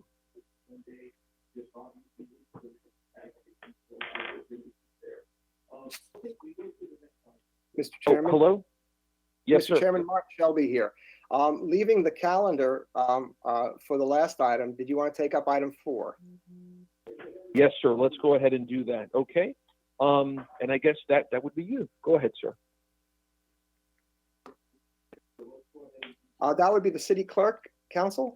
Oh, I'm sorry. Okay. Good morning, Shirley Fox Knows, City Clerk. That item includes the methodology for setting and conducting the election of chair, chair pro tem, chair of the CRA, and vice chair of the CRA. And that item is originally or was originally calendared per City Council rules for May 7th. We can have that meeting virtually or live at the convention center, and I just heard that you didn't favor the council chambers for the election. So virtually that can happen, and if someone wanted to make a nomination, you would say who you are and who you would nominate. That's the first round, and then I would ask for if there was another nomination, and you would vote by roll call. The other item would be, the other way would be at the convention center, where you would practice the social distancing and vote that way, live. So it's, those are two items I would, 2 ways I would say we can conduct the election. Okay. Anything else, ma'am? Yes, sir. Mr. Shelby, go ahead, sir. No, does the clerk have anything else, Ms. Foxwell? That's it. Thank you, ma'am. Mr. Shelby, anything on your end, sir? Yes, just logistically, Mr. Chairman, as we speak now, pursuant to your memo, the May 7th meeting and all the meetings in May presently do not exist. So one of the things that we'll talk about, the next item, would be adding things to the calendar in May if council so chooses. And one of them that you would have to add, if you want the election, is to add the meeting back on May 7th for the purposes, one of the agenda items is for the election. So I just wanted to bring that to your attention, that would require a motion of council. Yes, and that is correct. Thank you very much. Okay, now we'll go through comments, et cetera. We'll start with Councilman Carlson. Go ahead, sir, if any. Yeah, no, I think either of those methods is fine with me, as long as the legal says that that it will hold up doing it virtually. I prefer that. Thank you, sir. Councilman Citro. Thank you, Mr. Chair. I agree with Council Carlson. I would like to meet in person if we possibly could. Nothing more, Mr. Chair. Thank you. Thank you, sir. Councilman Dingfelder. Well, a couple of things. Number one is I think, and I'll go ahead, Mr. Chairman, and put a motion on the floor that we start scheduling all of our meetings, our regular meetings. I guess is the next regular meeting I've sort of lost track. May 7th is our next regular meeting. Yes, it will be once we set it. Okay, and thereafter, I mean, I assume if it's May 7th, then it's the 21st. So if you want to entertain a motion again to get these things moving along, I'd move that we would. And I'm sorry, Councilman Dingfelder, either you or somebody doesn't have mute on your phone. So if everybody could please check, because we can't hear Councilman Dingfelder well. I hear. All right. Yeah, Charlie. We'll try our best. Go ahead, sir. Okay. Anyway, I'll move that we, at least in the short term, set our calendar to reestablish our May 7th and our May 21st meeting, not only for purposes of the council. Oh boy. Okay, go ahead. Sure. Not only for purposes of the council chair vote, but also for purposes of starting to vote on our regular consent agendas. Okay. And also, any other staff reports as needed. And I say that very cautiously. We're not gonna overburden staff with staff reports and that sort of thing. But on occasion, as Councilman Carlson indicated, on occasion, we will need to have some staff reports on pressing issues. So in summary, my motion would be for now to reestablish our calendar May 7th and May 21st for purposes of the consent agenda, as well as for purposes of voting on the chair. Okay, and we'll take that up, and I'm sure you'll get a second once everybody finishes. Anything else, Councilman? I never got an answer. I never got an answer from staff in regard to the July issue and whether or not, if we made the decision to move into July meetings, any sort of negative impact that would have on the clerk staff and or the regular staff as a whole. Are those 2 weeks something that staff counts on to take their vacations, or is vacation even in the plans for anybody? I don't know. I'm not talking about council vacations. I'm talking about, staff. So I never heard back from Mr. Bennett on that or anybody else. Ms. Fox-Knoll. They may need time on that. I don't know. Chief Bennett, did you ever respond to that, sir? Or? John Bennett, Chief of Staff, City of Tampa. I can tell you that we're going to look forward to keeping the continuity of government going. So whatever the council's needs are, we're going to adapt to that. Coming out of the one thing I do want to mention is if we do get into physical settings, I've been informed the convention center has not had cancellations into July yet. So we would have to figure out the venue if for some reason the convention center goes back online in July and we're not ready to meet in chambers, but we'll figure that out as well. I wouldn't worry about staff vacations, although I do appreciate council having sensitivity to that. Everybody's going to be look forward to catching some break when we wind down from the emergency, but we'll make all the meetings happen as needed.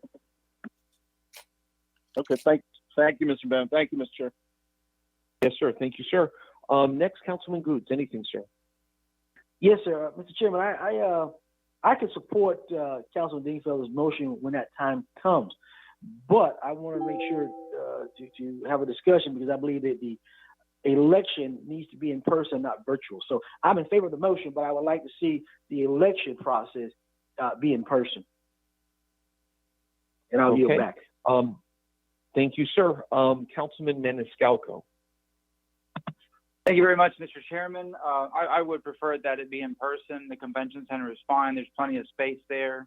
And that's my preference. I appreciate that we have both options, virtually or in person, but my preference would be in person. Thank you. Thank you, sir. Councilman Miranda.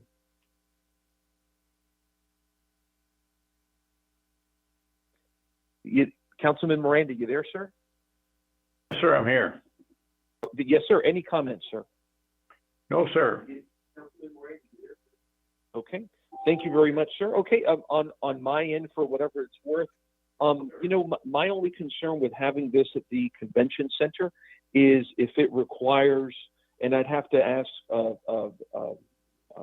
Chief Bennett on this, the amount of cleaning and precaution that it would take. I'd like Chief Bennett to opine on that, just to make sure that we don't do this just for one vote. Either way is fine for me. I plan on making a nomination if at all possible. So I think in person is great, but I think the preparation is kind of what concerns me there, I guess, if you will. Chief Bennett, did you have any comment on that, sir? Thank you, Chairman. Anything beyond what we're doing right now will increase the load on staff, and of course the cost structure of what we're doing to sanitize the facility. And the one other thing I'd want to point out is, we obviously provide a certain level of security at all the meetings. We have to add the protective equipment. We'll do the sterilization on the front end or the back end. We can definitely do it. So I want to make sure that I'm not telegraphing something we can't do, but it is different and more involved than what we're doing today. But we're standing by for the preference of the council. And thank you for that, sir. And that was my concern, which is the preparation and staff time that it would take for that one vote, unless if we, were to stack something else on there that could be useful. I just think it would be a poor use of resources. That's just my opinion in that regard. Question, Mr. Shelby, for purposes of the May 7th meeting, do we have to determine today whether or not it will be by phone or by person? No, sir, I don't believe you do. Okay. I mean, obviously, if you can make that decision, if you can do that, that would certainly give us the opportunity to get the word out one way or the other, rather than leaving it for. I'm learning that the public does not really get the benefit of knowing when you're meeting and where if we don't get the notice out sufficiently in time. Yeah. And so I don't know if Councilman Dingfelder wants to add or defer on that on your motion. Councilman Dingfelder? Well, the reality is we have a lot of, I talked to Mr. Shelby about this as well as Ms. Grimes. We have a lot of legal flexibility on our vote. It can be verbal over the phone, although it sounds like some council members would rather have it in person. We could do it out in the parking lot, frankly, as long as we have a clerk taking minutes, or seriously down there in the square, where it's open air and we could keep our 6 to 10 feet distance. So no, my motion would not be location specific. I'll leave that up to you, Mr. Chairman, to work with legal staff and with Mr. Bennett's staff to come up with the appropriate location. If you can't come up with a location, then let's just do it by phone. Okay. So is that part of your motion, that direction?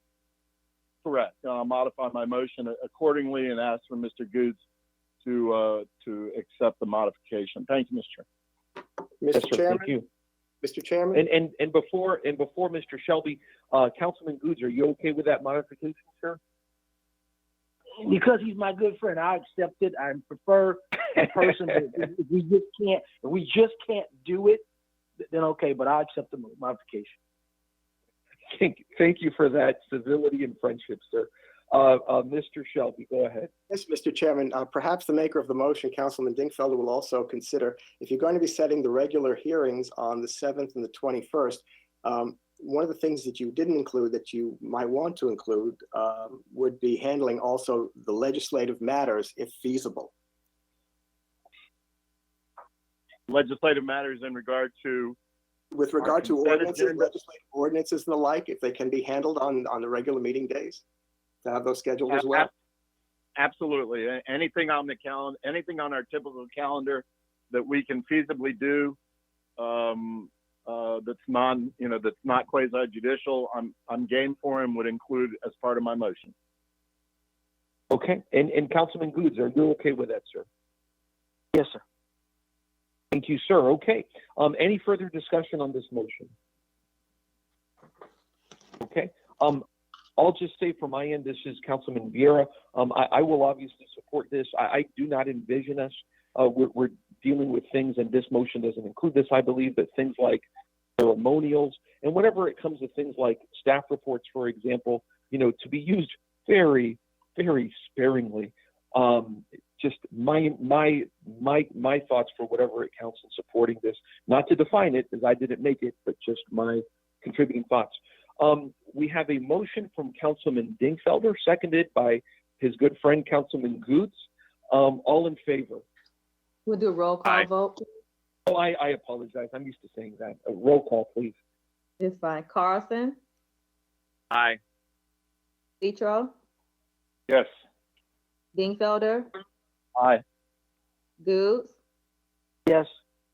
Maniscalco, Yes. Miranda, Yes. Vieira. Yes. Motion carried unanimously with Dingfelder making a motion and Goods second. Mr. Chairman, Martin Shelby. Yes, sir. For clarification again for the motion, and so it's clear, when council set its meeting on May 7th, 4 items at 9 a.m., the election of the chair of city council, the election of the chair pro tem of city council, the election by city council of the chairman of the community redevelopment agency, and the election by city council of the vice chairman of community redevelopment agency. Is that correct? That is my understanding. Councilman Dingfelder, that is correct, correct? Yes, it Yes. would include those 4 items. Do we anticipate a regular agenda on that day? Because if so, then we would include everything else as well. Yes. The answer to that, I believe my understanding is yes, that's correct based on your motion. I'll also point out there are 4 staff reports presently. A lot of your staff reports have been handled by memorandum, and you might want to take a look at your calendar to find out whether you wanted the administration to have those staff members necessarily have to come to be able to address those items. And this is Louis or Councilman Vieira. Whenever, again, I don't know what staff reports are on there. I would envision this just being for chair, vice chair, et cetera. But we'd have to look at what those staff reports are. Again, just my view of it, which is that's to be used sparingly right now for staff time. But I don't know, Councilman Dingfelder, you made the motion. I don't know if you wanted to speak to that, sir. Unless there's any objection from my fellow council members, because I don't know what those 4 staff reports consist of substantively and who made those original motions, but I'll accept. Well, I don't know what procedurally, since we've already voted, but Mr. Chairman, why don't you just ask if there's any objection? But I'm okay with just written staff reports for now. Okay. Yes, sir. And I think that was considered as part of your motion, I would say. But yeah, that's fine. So that's our direction. But let's, out of an abundance of caution, let's take a vote on that. Have a motion by Councilman Dingfelder, if I can interpret that as a motion, sir. Seconded by whom? I'll second it, Mr. Chair. Okay, Councilman Citro. Roll call, please. Okay, Carlson, Yes. Petro, Yes. Dingfelder, Yes, and just for clarification, that will just be for purposes of our May meeting. Yes. Both meetings in May, is that correct? Yes, plural, May meetings. Goods, Yes. Maniscalco, Yes. Miranda, Yes. Vieira. Yes. Motion carried unanimously with Dingfelder making the motion and Citro seconding. Okay, thank you very much. Okay, I believe, Mr. Shelby, that is finished with our formal agenda, correct? Yes, just one, I believe if we go back to item 3, which would taking up last, would be to discuss amending council's calendar. Councilman Dingfelder's motion just appeared to do that through the month of May. One thing that I would also ask that you consider putting on there, because that's your next regular meeting, and that's coming up after the CRA, and that is coming after the Bayshore and Citywide workshop, is to consider that would be the time to come back with council's amended calendar based on your direction with regard to quasi-judicial matters. So that and also I want to add to that again, please, and maybe this is the form of another motion, to be able to also address at the same time the setting of plan amendments prior to the city council meetings, which would start at 5. Those hearings would take place at 5:01.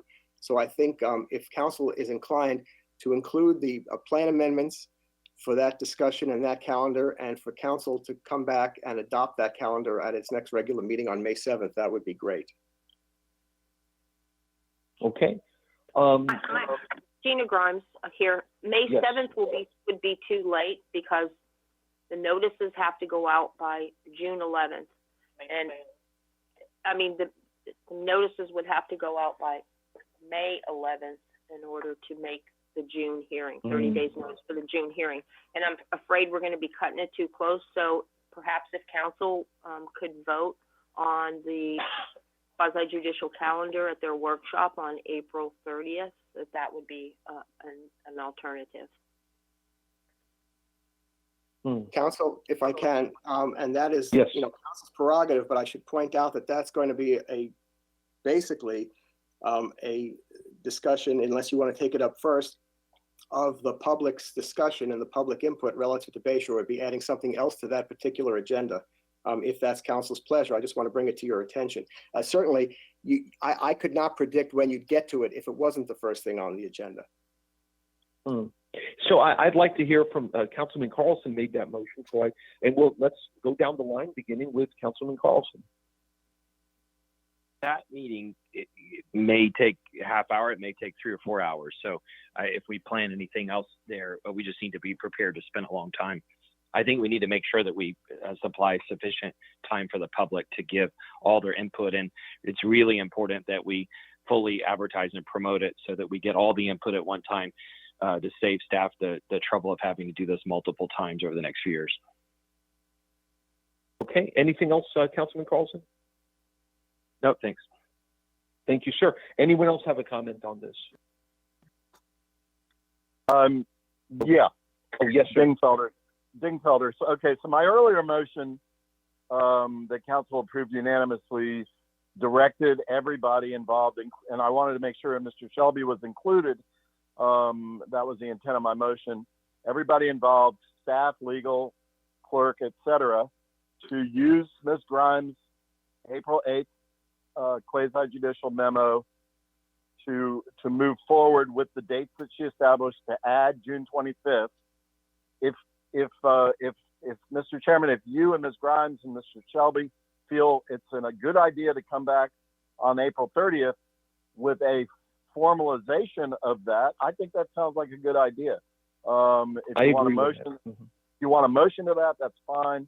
But I think that's something, Mr. Chairman, you could add to the agenda. And Bill Carlson, I believe that would only take about 5 minutes because all we're going to do is look at a sheet of paper. Let's go ahead, Councilman, if you don't mind, Dingfelder making a motion to that effect, sir.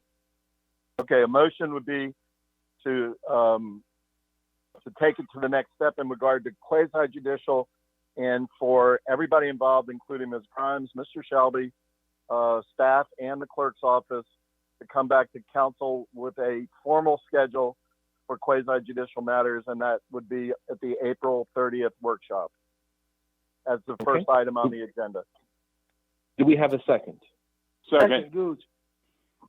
I think first was Councilman Citro, I heard first, and seconded also by Councilman Goots.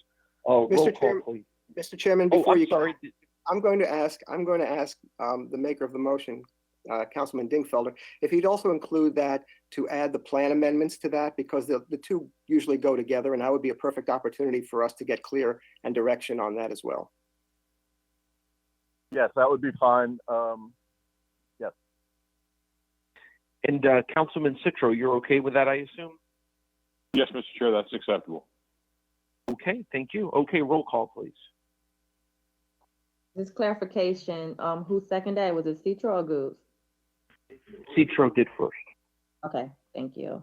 All right, Carlson? Yes. Citro? Yes. Dingfelder? Yes. Goots? Yes. Maniscalco? Yeah. Miranda? 1 second, please.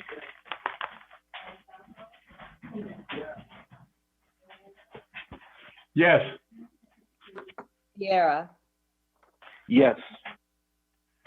Motion carried unanimously with Dean Felder making the motion and Citro seconding. Okay. Okay, thank you very much. Okay, now that ending our agenda, I before we adjourn, I want to go through the line and ask council members if you guys have any 1 minute announcements for any community initiatives or just anything that y'all want to talk about, reminders, anything. We'll start with Councilman Carlson. Anything, sir? So thanks to everybody for putting this together and jumping through all the hoops, and thanks also to all of our first responders for continuing to put their lives on the line. Thank you, sir. Councilman Citro. Mr. Chair, thank you very much again for this meeting. Thank you to legal. Thank you to staff. Thank you for everybody involved in this. I will be speaking to each of you on Thursday. Remember, let's try and get on 15 minutes before the meeting. Thank you, Mr. Chair. Thank you, sir. Councilman Dingfelder. I'm good, thank you. Good meeting, everybody. Sorry it took so long, staff. Thank you, sir. Councilman Goods. Mr. Chairman, is Ms. Bowman still on the line? Pardon? Is Ashley Bowman still on the line? I don't think so. Is Ashley Bauman still there? Maybe Chief Bennett can answer the question for me. Go ahead. If you there, Chief? Yes, sir. John Bennett, Chief of Staff. Okay. Go ahead, Council. Chief, I got an email that came through, I guess, while we were on the phone in reference to Busch Gardens having a testing site, and that's in the north end of council, myself and Council Vieira's district. I just want to know, do we have some type of flyer that is digital that we can make sure we have for all the sites in the city, so we can put on our Facebook page, or that the administration is doing to get the word out so people can know that we have one at Lee Davis? Because I got a bunch of calls on that yesterday. Make sure people really know that where these sites are at. Yes, as you know, we got an update yesterday from the emergency policy group from the county, and we will get a map out of those sites. We typically keep our website posted up minute by minute on tampagov.net. Of course, we have our call center going, but we will absolutely make sure that council has an up-to-date list of testing sites that we are aware of through our partners to push out to the community. Thank you. I think it's crucial now that I guess Advent Health is doing something with Busch Gardens in their lot up there. So that's good for the people in the north who can't get down to Lee Davis. So thank you on that. Thank you, sir. And next would be Goods, and then Councilman Maniscalco. No, sir, I'm good. Thank you very much. Thank you, sir. Councilman Miranda, anything? No, thank you very much. Thank you, sir. I again wanted to thank the administration and staff for your work in here today and being here today. I wanted to especially thank also our City Council Attorney, Mr. Shelby, and my wonderful legislative assistant, Brandon Jordan Lazo, who have worked very, very hard with us in moving this forward. I also wanted to thank again, like I do every time on this, all my colleagues for your patience in this very unorthodox method of meeting. Again, it takes a lot of patience and whatnot, and I want to thank all 6 of you for your patience and regard in that sense. Okay, and I guess, Mr. Shelby, do we have to do receive and file? Might as well. Yeah, what the heck, right? Receive and file. Motion, okay, made by, I think it was Councilman Citro, seconded by whom? Goods, I'll second. Oh, there you go, Councilman Goods. Let's do roll call. Carlson, Yes.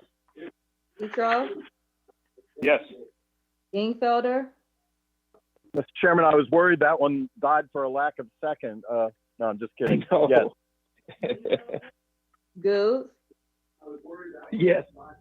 Maniscalco, Yes. Miranda, Yes. Viera. Yes. Okay, Motion council is carried adjourned. Thank you very much. unanimously. Oh, Sorry, motion carried Go ahead, I'm unanimously with Citro making the motion and Goods seconding. council is adjourned. Thank everybody for your hard work and stay safe. Thank you, everybody.